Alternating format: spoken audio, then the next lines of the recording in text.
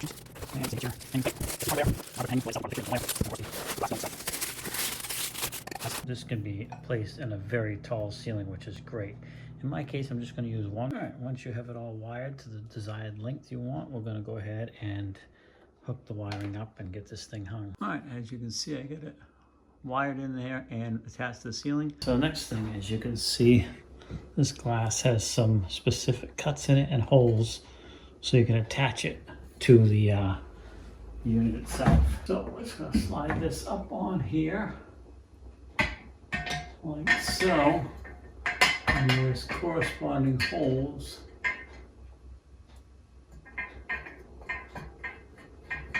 in the fixture up there. There's 4 of these screws, and that's what I'm putting in to attach it to the fixture. Okay. All right, the last thing to do is put the light in.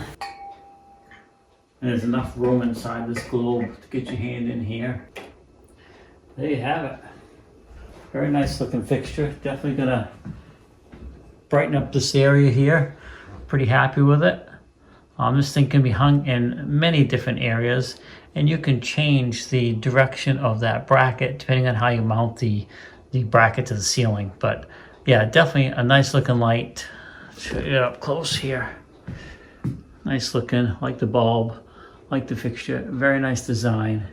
Relatively easy to install. If you're not, handy with electricity, you might want to talk to an electrician, but overall not too bad at all.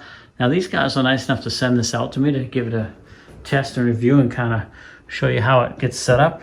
I want to thank you for that. Hopefully this answers a bunch of questions for you, so you can determine if it's going to be right for you. I do want to point out again that they provide multiple bars here with plenty of wire. So if you put all these together, this thing can be hung from a very tall ceiling, like a gazebo, not a gazebo, but an art ceiling or something like that, or even a tall stairwell.